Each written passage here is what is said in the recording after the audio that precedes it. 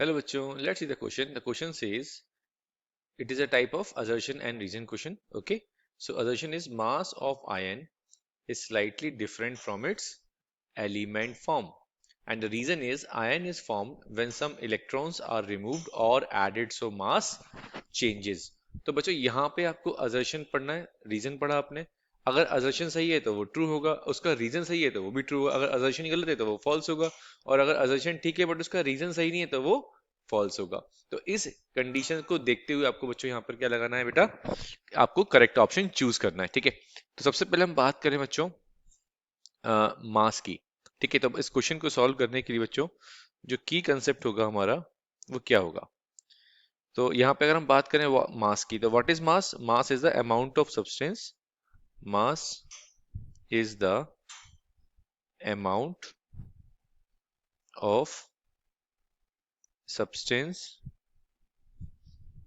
contained inside the object. ये body contained inside the body. ठीक है, ये चीज होगी. अब यहाँ पे जो बोला गया है बच्चों, एलिमेंट और एक आयन की बात करी गई है. तो इस कंसेप्ट को समझने के लिए बच्चों यहाँ पे हम बात करते हैं पहले तो एलिमेंट की. What is element? तो ये तो आपको क्लियर है, आयरन हो गया, कोबाल्ट हो गया, निकल हो गया, सोडियम हो गया. What are these? These are element. तो मैं एक एग्जांपल लेता हूँ बच्चों. ठीक है, असर्शन रीजन को सेटिस्फाई करने की इस कंडीशन को एग्जांपल लेता हूँ सोडियम का. ठीक है, अब सोडियम सिंबल हो गया बच्चों Na, और इसका इलेक्ट्रॉनिक कन्फिग्रेशन होता है बच्चों 281. इलेक्ट्रॉनिक कन्फिग्रेशन होता है 281. कैसे होगी? इसका एटॉमिक नंबर क्या होता है बच्चों? 11. ठीक है, तो ये हो गया 2,8,1. ठीक है, अब ये एक एलिमेंट है. इस एलिमेंट का अगर हम बात करें 281, ये इसका इलेक्ट्रॉनिक कन्फिग्रेशन हो गया. अगर मैं यहाँ पे बात करूं बच्चों आयन की, ठीक है, अगर मैं यहाँ पे बात करूं बच्चों किसकी? आयन की. तो आयन का फॉर्म होता है, तो आपको पता है व्हेन इलेक्ट्रॉन, जब कोई इलेक्ट्रॉन या तो रिमूव होगा, व्हेन इलेक्ट्रॉन इज रिमूव्ड, और ऐड, तब हमारा आयन फॉर्म होगा. दो टाइप का आयन होगा, एक पॉजिटिव आयन होता है और एक नेगेटिव आयन फॉर्म होता है. अगर इलेक्ट्रॉन रिमूव हो रहा है तो वो पॉजिटिव आयन फॉर्म करेगा, और इलेक्ट्रॉन ऐड हो रहा है तो वो नेगेटिव आयन फॉर्म करेगा. ठीक है, क्लियर ये चीज? चलिए, तो यहाँ पे मैंने सोडियम का एग्जांपल लिया था 2,8,1. अब इसके पास 11 इलेक्ट्रॉन थे. कितने इलेक्ट्रॉन थे? 11 इलेक्ट्रॉन और 11 प्रोटॉन.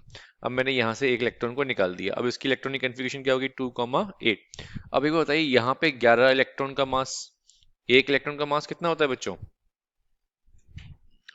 एक इलेक्ट्रॉन का मास होता है 9.1 इंटू 10⁻⁻31 kg. अब यहाँ पे अगर एक इलेक्ट्रॉन चला गया तो एक इलेक्ट्रॉन का मास क्या हो जाएगा बच्चों? कम हो जाएगा. तो जब ये आयन बना, Na+ बना, तो आयन बनते ही इसका मास क्या हो गया बच्चों? डिक्रीज हो गया. क्या हो गया? डिक्रीज हो गया. तो जब भी कोई एक एलिमेंट का मास, सॉरी एक बार मैं इसको सही से लिख देता हूँ. तो जब एक एलिमेंट का मास और एक आयन का मास आप चेक करेंगे तो उसमें स्लाइटली क्या मिलेगा आपको? डिफरेंस मिलेगा. क्योंकि यहाँ पे है तो बहुत छोटा, बहुत कम, 9.1 इंटू 10⁻31, बट कुछ ना कुछ तो कम हुआ होगा.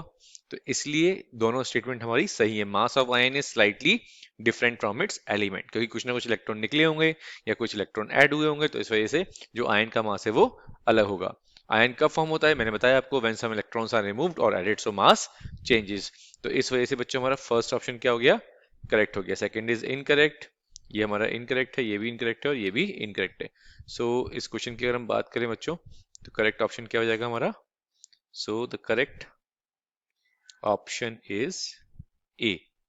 I hope you understood well. Best of luck बच्चों.